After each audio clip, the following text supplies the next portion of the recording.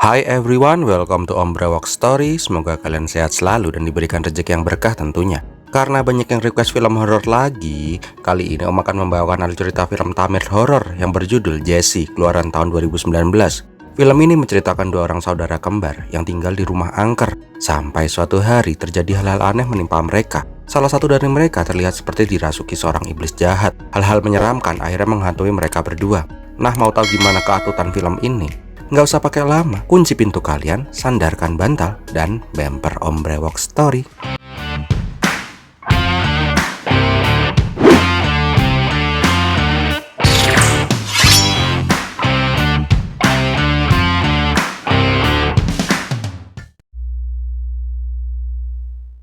Awal kisah diperlihatkan pembicaraan dua orang saudara di suatu tempat yang kelihatannya serem. Salah satu dari mereka bertanya kepada saudarinya yang bernama Jessie. "Jess, kamu percaya dengan adanya hantu atau Tuhan?" Jessie samar-samar menjawab, "Aku tidak percaya dengan hal-hal seperti itu." Tak lama terlihat sebuah kecelakaan mobil di suatu tempat antah berantah. Dan terlihat sebuah tangan yang kejet-kejet karena sakratul maut. Beberapa tahun kemudian terlihat sebuah mobil sedang menyusuri sebuah jalan yang sepi di tengah hutan. Tak lama mereka melihat seorang cewek semok yang sedang berjalan sendirian di tengah hutan. Melihat ada cewek sabi, Mojo langsung bilang ke temannya yang bernama Abi, "Bro, ada cewek sabi bro." Nah, karena sama-sama mata keranjang, Abi memohon kepada temannya yang kelihatan jutek, Salini, untuk memberikan tebengan kepada gadis sabi itu. Tetapi Salini nggak mau berhenti, karena itu pasti cuma akal-akalan para cowok biar bisa kenalan. Tetapi karena Abi terus memohon, akhirnya mereka berhenti. Tak lama, Abi menawarkan cewek cakep itu untuk ikut bersamanya. Tetapi itu cewek malah ogah. Nah, pas bilang tujuan mereka adalah Villa Angker Victoria, cewek itu langsung marah dan bilang, "Aku tidak akan mengizinkan kalian ke villa itu." Akhirnya mereka semua ngobrol di pinggir jalan. Nah, di sini diketahui 4 sekawan di dalam mobil itu adalah pemburu hantu. Tetapi bukan pemburu hantu seperti Ghostbuster yang mengusir hantu. Mereka hanyalah para YouTuber yang pengen membuktikan bahwa hantu di tempat angker itu ada. Nah, di sini cewek semok itu memperkenalkan diri sebagai Samira, pewaris dari villa angker itu. Saat ini dia berdomisili di Jerman dan maksud kepulangannya ke India adalah ingin menjual villa itu. Tetapi dia kesulitan karena rumor mengatakan bahwa villa itu berhantu sehingga tidak ada yang mau membeli villa itu. Nah, karena 4 sekawan mengaku sebagai pemburu hantu, maka Samira mengizinkan mereka semua melihat-lihat villa miliknya. Dan bila memang villa itu tidak berhantu, maka dia akan lebih mudah menjual rumah itu. Tak lama mereka sampai di villa angker yang dimaksud. Terlihat dari luar kondisi villa itu sangatlah kotor. Nggak pakai lama, 4 sekawan langsung mempersiapkan alat-alat pendeteksi hantu dan kamera. Di sini terlihat tim leader mereka adalah cewek judes tadi, Salini. Sebelum masuk ke villa, mereka melihat sebuah kolam renang. Di sini mereka juga melihat sebuah kursi di tengah kolam renang. Salini juga mencoba mengontak hantu dengan HT goibnya. "Halo, break, ada hantu nggak di sini? Kalau ada tolong jawab dong, Roger." Tetapi mereka tidak mendapatkan jawaban. Karena di luar ampas, mereka langsung masuk ke dalam villa. Nah, berbeda dengan di luar, di dalam terlihat sangat bersih dan terawat, seolah-olah ada yang merawat tempat itu. Akhirnya mereka menyusuri satu persatu ruangan di sana. Sampai di salah satu ruangan ada lukisan saudara kembar yang wajahnya terlihat dihapus paksa. Mereka kembali heran karena di ruang makan terlihat makanan dan lilin yang sepertinya baru saja dihidupkan. Tak hanya itu, di dapur juga ada kompor yang masih menyala. Singkat cerita, akhirnya mereka sampai di sebuah kamar di lantai paling atas.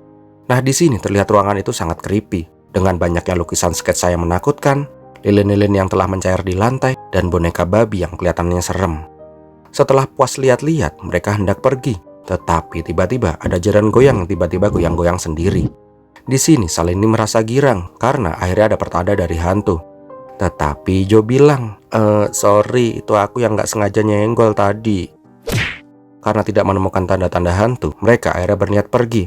Tetapi pas mau cabut, pintu di kamar itu tiba-tiba menutup sendiri dan alat pendeteksi hantu tiba-tiba bereaksi. Karena nih orang-orang emang pada geblek dan kurang kerjaan, mereka malah masuk lagi ke dalam. Tetapi kali ini ada yang berbeda. Boneka babi yang sebelumnya tiba-tiba hilang dari kamar itu. Nah, pas Mojo merekam keluar jendela, dia melihat sosok serem dengan muka hancur sedang bersantai di kursi goyang di tengah kolam renang tadi. Nggak hanya itu, dia juga sedang memangku boneka babi yang sebelumnya. Dan yang lebih goks lagi, tuh boneka babi bisa noleh sendiri. Goks skill.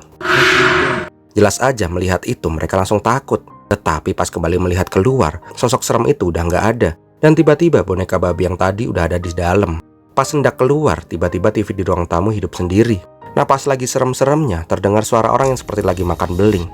Kampretnya, itu suara Jo yang lagi ngemil Citato. Dengan entengnya dia bilang, Maaf ya, kalau lagi tegang aku jadi lapar. Bangke, Om kaget. Tiba-tiba muncul sosok serem tadi di kamera. Nah, pas dicek ternyata benar ada sosok serem yang terekam. Pas lagi serem-seremnya, tiba-tiba TV di sana hidup sendiri dan menayangkan sebuah film. 24 Januari 2013. Terlihat dua saudara kembar yang sedang nongkrong di kafe. Tak lama salah satu dari cewek itu pergi ke mobil untuk mengambil tasnya. Tetapi di mobil tasnya sudah hilang. Karena kesal dia marah-marah kepada adiknya karena lupa menutup jendela mobil. Tak lama mereka berdua sampai di sebuah rumah besar. Nah, di sini sang adik bingung karena kakaknya membawanya ke rumah asing. Tetapi sang kakak malah kesal sendiri dan berkata, "Lah kok nanya ini rumah siapa? Ini kan rumah kita, nggak usah konyol lah." Tak lama ada kakek-kakek yang mengetuk kaca mobil. Ternyata orang itu adalah tukang kunci yang disuruh sang kakak untuk membuka rumah itu. Karena bingung, sang adik bertanya lagi. Tetapi sang kakak malah membentak adiknya itu, "Ami, udah nggak usah main-main, kakak lagi pusing." Nah, di sini adik malah bingung dan berkata, "Siapa Ami?" Singkat cerita, mereka masuk ke rumah besar itu. Di sini, sang adik kembali bingung ketika disuruh masuk ke kamarnya karena dia tidak tahu di mana letak kamarnya. Keesokan harinya, terlihat mereka sarapan di ruangan makan. Di sini, Jesse mengatakan bahwa dia akan pergi ke kantor polisi lagi karena dari kemarin belum ada info soal tasnya yang hilang. Dan dia juga berniat membeli HP baru untuk menghubungi Rajev, pacar dari Jesse. Tak lama, sosok Jesse mencari nomor telepon Rajev di buku telepon. Tetapi sebelum menelponnya, ada suara bel pintu. Pas dibuka, ternyata ada Inspektur Polisi Ramesh Narayana. Dia datang untuk mengembalikan tas milik Jesse yang hilang. Melihat polisi, Jesse langsung mempersilahkannya masuk. Tetapi karena bengek, polisi itu meminta segelas air. Tetapi tak lama, ada sosok Jesse lagi yang muncul dari tempat yang berbeda. Sedangkan orang yang membawakan air berubah menjadi sosok Ami. Dengan bingung, polisi itu memberikan tas Jesse. Tetapi Jesse mengatakan bahwa itu bukan tas miliknya. Tak lama, polisi itu kembali ke mobil dan mengambil sebuah tas merah. Nah, barulah Jesse mengatakan bahwa tas itu adalah miliknya yang hilang. Dan dia menunjukkan KTP di dalam tasnya itu. Tetapi sebelum pergi, polisi itu memberikan kartu namanya bila suatu hari membutuhkan bantuannya lagi. Malam harinya terlihat Jesse menghubungi Rajev. Tetapi Rajev menjawab dia tidak mengenal Jesse. Jesse jelas saja langsung ngambek karena pacarnya lupa sama dia. Keesokan paginya terlihat Jesse yang lagi jogging. Gendal-gendul. Di tengah jalan dia ditelepon oleh Rajev. Di sini Rajev mengatakan bahwa semalam dia lagi pusing jadi tidak mengenali Jesse. Di sini Rajev juga mengatakan bahwa dia sudah membuat janji dengan Dr. Kiran, dokter terbaik di India. Mendengar itu Jesse langsung girang. Girang kenapa tuh? Nanti kita lihat bareng-bareng ya. Keesokan harinya Jesse, Ami dan Rajev datang ke Dr. Kiran. Di sini Jesse menjelaskan bahwa adiknya memiliki penyakit aneh. Saat ini dia terlihat berusia 16 tahun, tetapi usia aslinya 25 tahun. Ketika Ami berusia 18 tahun, pertumbuhannya berhenti. Dan anehnya selama 3 tahun kemudian, pertumbuhannya malah mundur dari fisik yang menyusut dan juga mentalnya. Setelah itu, pertumbuhannya terhenti di usia 16 tahun ini. Dr. Kiran jelas saja tidak percaya karena tidak ada penyakit seperti itu di dunia ini. Untuk meyakinkan, Jesse memberikan bukti rekaman video dan foto-foto Ami. Melihat itu, Dr. Kiran langsung melakukan pemeriksaan mendalam kepada Ami. Singkat cerita, hasil dari pemeriksaan itu pun keluar. Tetapi tidak muncul keanehan dalam tubuh Ami. Semuanya normal-normal saja. Nah, karena melihat semuanya normal, dokter mengatakan bahwa saat ini semua itu bisa direkayasa. Bisa saja rekaman dan foto yang diberikan Jesse sudah diedit sebelumnya. Karena tidak menemukan solusi, Jesse langsung marah dan pergi meninggalkan dokter itu. Malam harinya terlihat Jesse yang lagi gawe. Tak lama Ami memanggil namanya dengan berteriak. Pada saat keluar, dia kaget ketika melihat Ami sedang berdiri di tangga. Ami mengatakan, "Kenapa kau memanggilku?" Sedangkan Jesse merasa Amilah yang memanggil dirinya. Pada saat kembali ke kamar, laptopnya tiba-tiba sudah berpindah tempat di kursi goyang yang goyang-goyang sendiri. Dan tiba-tiba Ami kembali berteriak memanggil nama Jesse. Sebagai kakak yang baik, jelas saja Jesse langsung berlari menemui adiknya. Nah, di dalam kamar, Ami terlihat ketakutan. Ami berkata, "Kak, ada orang di bawah kasurku. Tolong lihat, aku takut banget." Jesse yang sebenarnya juga takut akhirnya memberanikan diri melihat ke kolong kasur. Berbekal stik bisbol yang gak tahu kok bisa ada di sana, dia membuka kolong kasur itu. Alangkah kagetnya alangkah kagetnya Jesse ketika melihat Ami yang ada di bawah kolong kasur. Ami kolong kasur juga mengatakan, "Kak, aku takut ada orang yang duduk di atas kasur. Tolong usir orang itu." Nah, pas lihat ke atas, ternyata sudah tidak ada orang di sana. Dan tiba-tiba kaki Jesse ditarik oleh sosok tangan hitam yang kayaknya nggak pernah pakai skincare. Kampretnya, itu cuman mimpi. Tetapi anehnya, walaupun itu cumi, di pergelangan kaki Jesse ada bekas tangan. Karena merasa nggak wajar, dia kembali curhat kepada Rajev. Tetapi dia tiba-tiba diacungkan pisau. Ternyata Ami cuma pengen dipotongin apel. Mbak Ami, jangan buat Om kaget dong. Mbak kan udah gede. Masa nggak bisa motong apel sendiri? Di sini Ami yang lagi kolokan meminta kakaknya untuk menemaninya bermain di luar karena bosan di rumah terus. Akhirnya mereka berdua jalan-jalan di luar. Dari mancing di empang, main sepeda-sepedaan, kejar-kejaran, petak umpet, panjat pinang tapi pakai pohon beringin, dan lain-lain. Terlihat mereka sangat bahagia bermain bersama. Malam harinya Jessie masuk ke kamar Ami. Tak sengaja Jessie melihat buku dari Ami. Pada saat melihat isi dalam buku itu, Jessie langsung terlihat panik. Tak lama mereka makan malam bersama. Di sini Jessie berkata, "Ami sayang kakak kan? Ami mau ngikutin perkataan kakak kan? Kakak mau kamu jangan buat sketsa kayak di buku itu lagi ya." Mengetahui kakaknya membuka bukunya tanpa seizinnya, Ami langsung berubah. Matanya langsung melotot dan dia langsung membentak-bentak kakaknya. Karena kesal dengan adiknya, gak kerasa Jessie ketiduran di meja makan. Melihat adiknya hilang, Jessie mencari Ami keliling rumah. Ketika menelpon Rajev, Jessie ketetesan air dari lantai atas. Nah, pas ngecek di atas, kamar Ami sudah banjir. Dan pada saat melihat ke kamar mandi, di sana terlihat Ami yang sedang berkubang, tetapi sampai kepalanya juga dicelupin. Kalau orang bilang sih percobaan bunuh diri, kalau Om bilangnya berkubang. Tak lama Rajev datang. Ketika mengecek kamar Ami, terlihat kamar itu sudah berantakan dengan sketsa yang mengerikan di mana-mana. Keesokan harinya, Jessie dan Rajev memanggil psikolog. Di sini Ami terlihat linglung dan malah melotot ke psikolog itu. Tak lama psikolog itu ingin berbicara empat mata dengan Ami. Ketika menunggu di luar, tiba-tiba terdengar suara gedoran pintu dari dalam. Kemudian terlihat psikolog itu pingsan. Pada saat sadar, dia jadi linglung. "Di mana aku, siapa aku? Kamu siapa? Kamu siapa?" Nah, pas nyawanya udah ngumpul, psikolog itu berkata bahwa Ami itu bukan manusia. Dengan ketakutan, dia langsung hendak ingin pergi dari rumah terkutuk itu. Tetapi dia dicegat oleh Ami yang lagi masuk ke mode serem. Ami berkata, "Bila kau meninggalkan rumah ini, kau akan segera mati." Jelas aja Jessie dan Rajev tambah bingung. Malam harinya ketika hendak bobo, Jessie kaget ketika Ami tiba-tiba menghilang. Nah, pas lagi mau turun dari kasur, tiba-tiba lampu di rumah itu mati. Dengan lilin untuk ngepet, maksudnya untuk penerangan, Jessie mencoba mencari adiknya itu. Tetapi setelah mencari di dalam rumah, dia tidak menemukan Ami. Saat mencoba mencari di luar, lampu tiba-tiba hidup mati, hidup mati, hidup. Saat mencoba mengecek kolam renang, dia melihat kepala orang di tengah kolam renang. Dengan rasa takut, Jessie mengecek kepala itu. Kampretnya, itu cuma kepala manekin. Tetapi tak lama kolam itu mengeluarkan asap dan belubuk-belubuk sendiri. Di tengah kolam terlihat Ami yang kembali lagi berkubang. Heran deh, senang banget nih Ami berendam.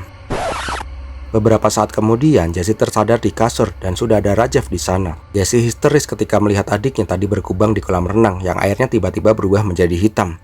Tetapi Rajev mengatakan bahwa tadi dia menemukan Jessie tidak sadarkan diri di pinggir kolam. Dan ketika membawanya ke kamar, Ami lagi tidur di kasurnya dengan pules. Keesokan paginya, Jessie masih memikirkan semua keanehan yang terjadi.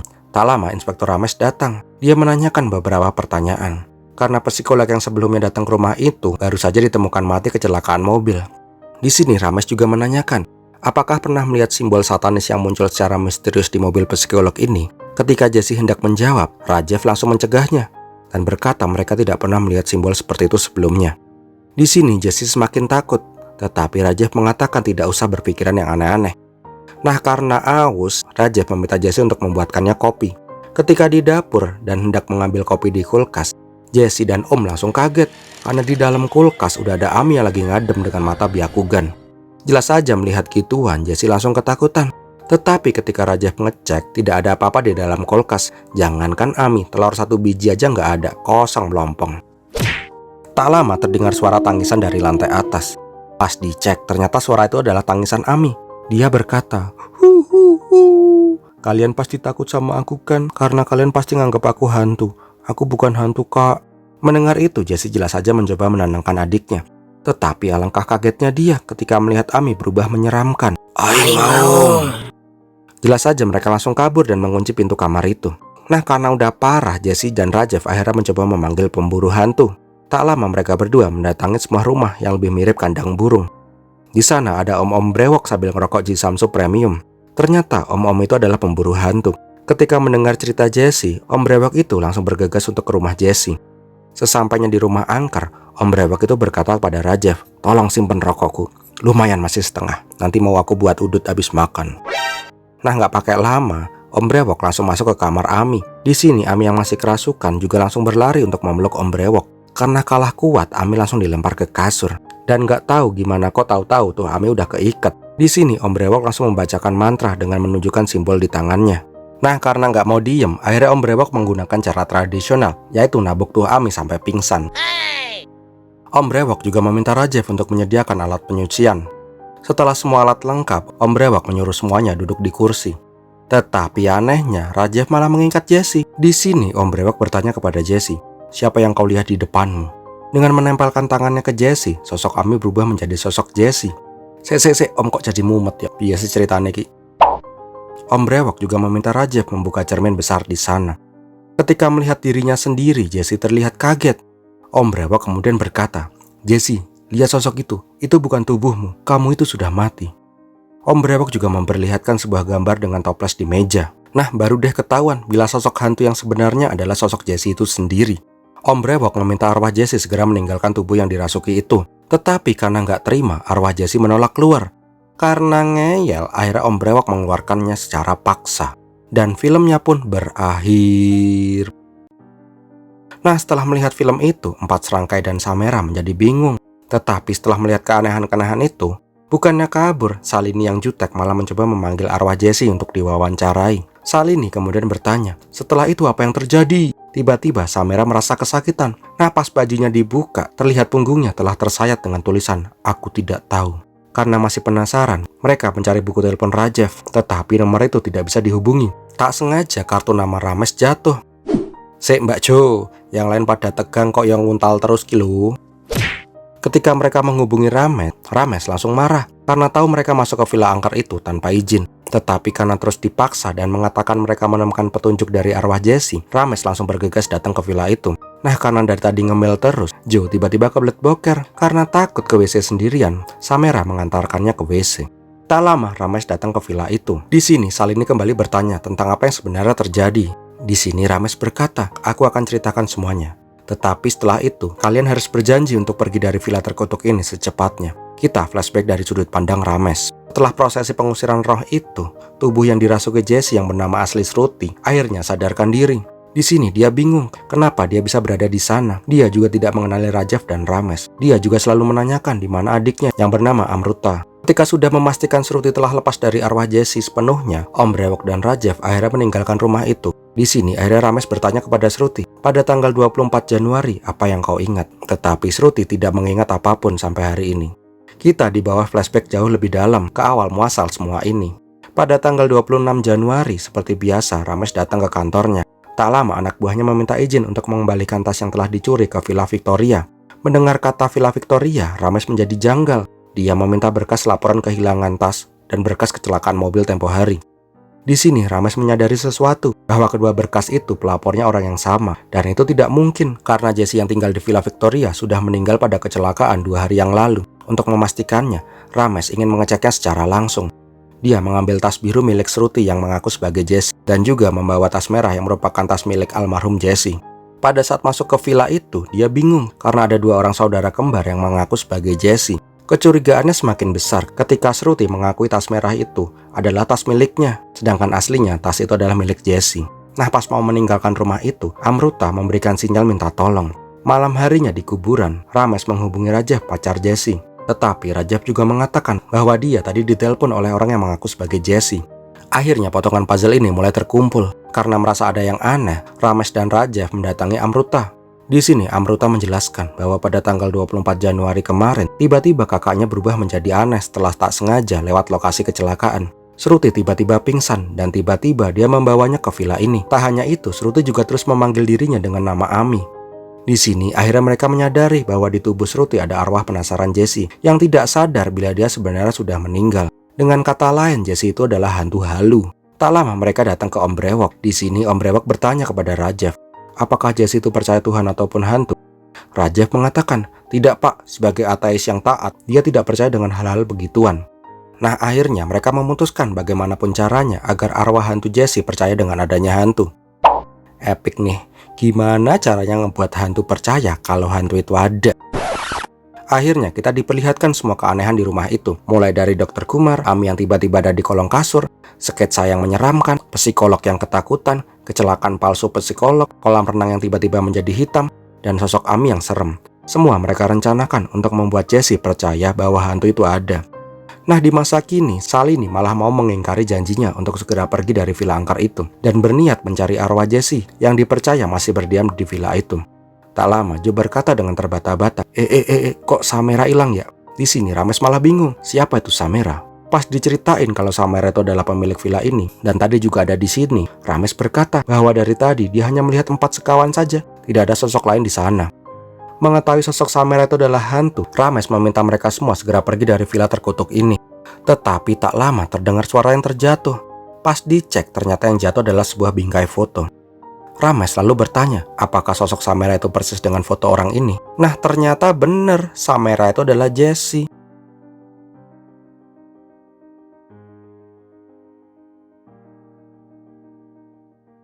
Jelas aja semua kaget, kecuali si Jutek Salini. Dia berkata, "Pak, kita ini pemburu hantu profesional. Aku nggak akan pergi sebelum mewawancarai Jessie. Ini bisa jadi konten trending." Duh, om kok gedek ya sama Mbak Jutek satu ini. Rames yang udah mulai gedek sama Salini ini mengatakan bahwa rumor yang mengatakan bahwa setiap orang yang masuk ke rumah itu tidak pernah keluar lagi, itu benar adanya. Dan rata-rata orang yang hilang itu adalah wanita. Tetapi Salini tetap aja ngeyel. Nah, nggak lama dari bawah terdengar suara gedebukan. Pas sampai di bawah, tiba-tiba vas bunga pecah sendiri dan alat pengukur hantu meledak. Nggak cuman itu, benda-benda di sana pun juga berjatuhan. Karena panik, mereka semua keluar dari villa angker itu. Tetapi yang keluar hanya para cowok, sedangkan para cewek nggak berhasil keluar. Nah, karena setia kawan, Abi dan Mojo berniat masuk kembali untuk menyelamatkan teman mereka. Karena nggak punya pilihan lain, Rames akhirnya mengikuti para 2 cowok geblek ini masuk. Di dalam terlihat kondisi sudah porak-poranda. Pada saat masuk ke kamar, terlihat Salini lagi dibelai-belai manja oleh Joe yang kayaknya udah kerasukan Jessie. Syukur, makanya jangan sok keras, sekarang baru tahu kan, rasain dimut kuntilanak. Nah, pada saat hendak ditarik oleh Abi, tiba-tiba Joe menoleh dengan darah keluar dari wajahnya. Dan tiba-tiba sosok Salini hilang. Hanya terlihat sosok Joe yang menunjuk ke tulisan, pergi atau mati.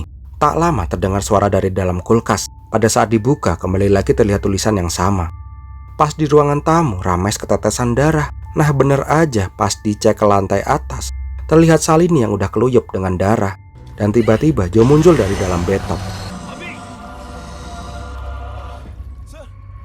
Tak lama kembali lagi muncul kata-kata pergi atau mati. Tetapi kali ini kata-kata pergi hilang dan hanya menyisakan kata-kata mati. Gak pakai lama, Abi langsung diseret oleh sesuatu. Nah, pas mau kabur, tiba-tiba sosok Mojo hilang entah kemana. Karena panik, Rames langsung mencoba kabur, tetapi semua pintu terkunci. Dan yang serem, tiba-tiba muncul Mbak Jo di belakang Rames, dan sosok Rames pun juga ikut menghilang. Di dalam rumah terlihat sosok Jessie duduk di atas kursi sambil membelai rambutnya. Dan filmnya pun berakhir. Serem gak sih? Om si Atut, banyak plot twistnya. Pesan dari Om nih, misal lo ada rumah atau bangunan yang kira-kira angker, jangan sok-sokan deh masuk ke sana. Timut Mbak Kunti baru tahu rasa deh. So, bagi kalian yang suka dengan video ini, silahkan untuk like, komen, dan share. Jangan lupa bagi yang belum subscribe untuk subscribe dan klik lonceng notifikasi agar kalian gak ketinggalan video-video terbaru dari channelnya Om Brewok Story. Terima kasih sudah menonton, Om Brewok pamit. Birmi latihin.